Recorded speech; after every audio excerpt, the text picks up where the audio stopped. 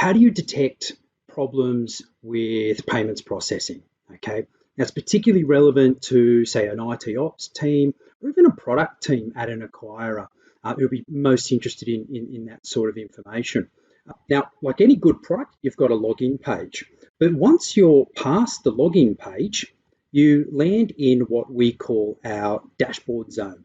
So dashboards here display real-time payments data, and the dashboard itself refreshes every 30 seconds. So you've got up-to-the-minute information at your fingertips. Now, dashboards are a place you go to put metrics that you want to review on a regular basis. Now, this one here is themed troubleshooting. So it's a list of metrics that might indicate that there's a problem with payments processing. So one particular metric is looking at the volume of decline transactions. Another is looking at declines by response codes. And there's even some stand-in flags over here that might alert that there's a particular issue.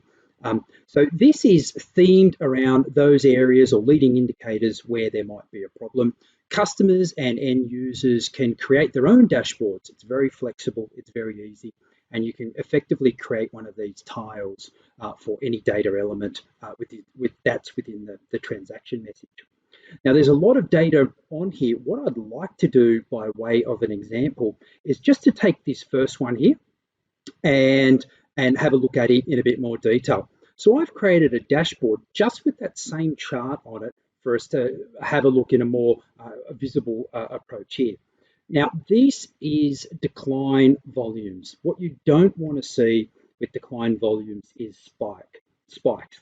So there's a lot of noise and variability here, but there are these large spikes, and that might indicate a cause for concern. So it's this chart and the dashboards are a very powerful way for you to interact with the data and get some real-time feedback in just a few clicks, which I'll demonstrate now. So there's a spike up here. I'll click on that spike, or drill down as it's called, and I will select that from the menu, and that will drill down to the next level of detail. So previously, the chart contained all of my declines across all of my customers.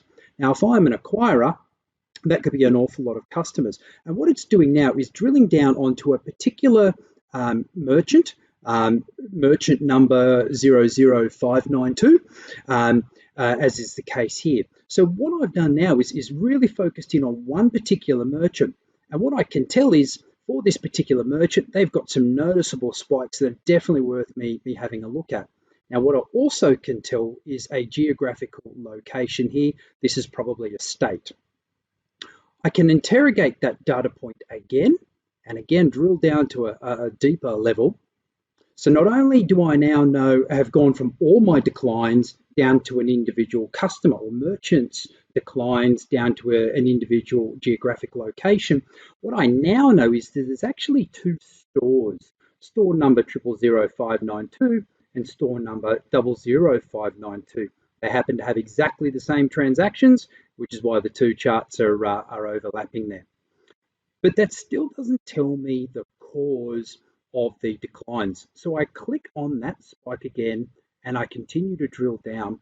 And what I can tell from here is that the cause for all of the declines are for an incorrect PIN. So in a matter of just a few mouse clicks, I was able to look at or get through a large volume of data ranging from every single decline that I'm currently experiencing and refine that down to an individual merchant, to an individual state, to two store locations, and then to a particular response code that was generating those declines. So a really powerful diagnostic tool to get to that needle in that haystack very, very quickly. Now, dashboards are great when you can look at those and observe those throughout the day and look for how patterns might change over time. But if you can't have eyes on glass all around the clock, there are other ways to detect an issue. And that is, you can quite simply set up an alert. So should an event happen, that somebody can be notified, and that notification can contain relevant information about the event. And so within 3 easy steps, you can create an alert. This particular alert, I might have a list of stores that are VIP stores.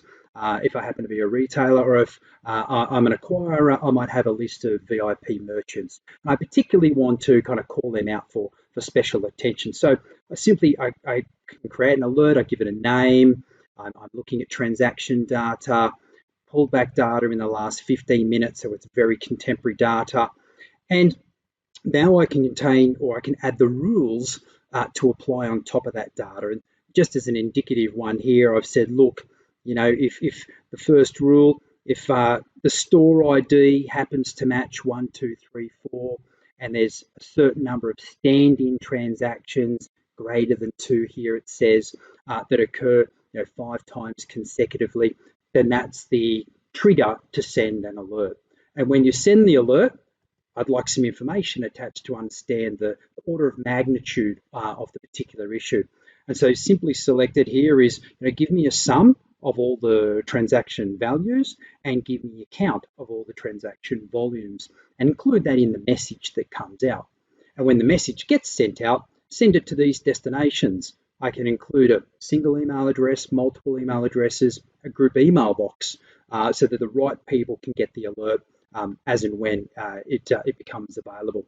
I can include some information with that, so people understand the context in which they're receiving the alert.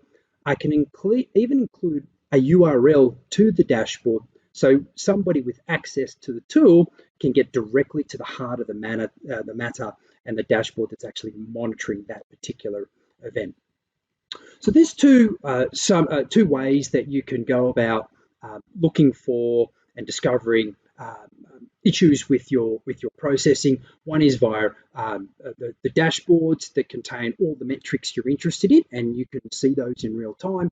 The other approach for those who don't have an eyes on glass approach is to use our alert-based system, so that when an event is triggered, it pushes out an alert to let you know about that.